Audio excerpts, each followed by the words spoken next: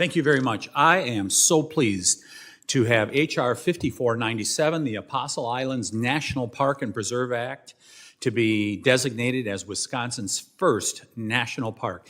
As you said, Mr. Chairman, the crown jewel of Wisconsin, and that is how we view it. You take a look at a good map of Wisconsin, and there are the islands scattered on the very top of the state. It truly is the crowning jewel of our great state of Wisconsin, and there is no place in America like the Apostle Islands. This area contains a collection of underwater shipwrecks and what the National Park Service calls the largest and finest collection of lighthouses in the country.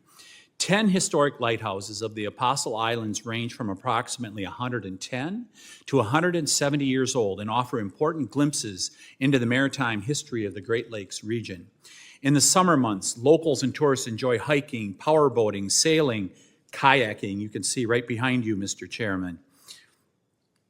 Sandy beaches, and you discover the solitude and remoteness of the area's many islands as families picnic on these those pristine waters. In the winter, when Lake Superior freezes over, the Apostle Islands are transformed into dramatic ice caves that are accessible to hikers, as you can see behind me. These stunning and unique ice formations are considered a bucket list destination and offer world-class recreation opportunities. Many of my colleagues on this committee have national parks in their district and understand how much of an asset they can be to their states. While our neighboring states, such as Minnesota, Michigan, Indiana, all enjoy national parks, Wisconsin does not yet have one. And the iconic features of these unique islands deserve this long overdue recognition. My legislation is very straightforward. It would simply redesignate the majority of the Apostle Islands National Lakeshore into the Apostle Islands National Park. My bill also maintains the heritage of hunting within the Apostle Islands by designating Sand Island, a popular hunting destination, as the Sand Island National Preserve. Protecting hunting access is paramount to me, and this follows the model of the recently elevated New River Gorge National Park.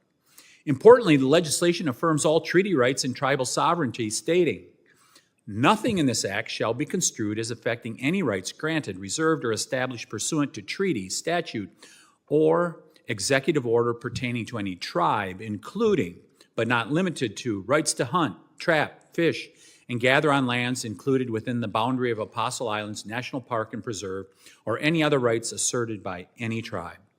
I would also like to note that tribal members were the first to receive any drafts of this bill. And it is from consulting with them and receiving their input that we have included that language I just cited. Further, my legislation directs the National Park Service to enhance interpretive displays within the Apostle Islands to include more information about the area's rich fur trade, logging, fishing industries, as well as also honor the Ojibwe tribes, the original inhabitants of the Apostle Islands who have called the area home for centuries. This legislation reflects an effort that has been decades in the making. In 1930, nearly a century ago, Congress first authorized a study to designate the Apostle Islands as a national park. Roughly 40 years later, President John F. Kennedy described the islands as part of our American heritage, and the area was designated as a national lakeshore, an effort spearheaded by the father of Earth Day, Senator Gaylord Nelson. This legislation first received a hearing in the Federal Lands Subcommittee last Congress and was submitted for 2 rounds of technical assistance with the Biden administration, whose feedback was implemented into this Congress's version. It subsequently was submitted for a 3rd round of technical assistance from the Trump administration. Now, by elevating the Apostle Islands from a national lakeshore to a national park, we can ensure that thousands more are able to visit this area. This will be a win for the people in my state and the country at large, as more people get to enjoy the crown jewels of Wisconsin.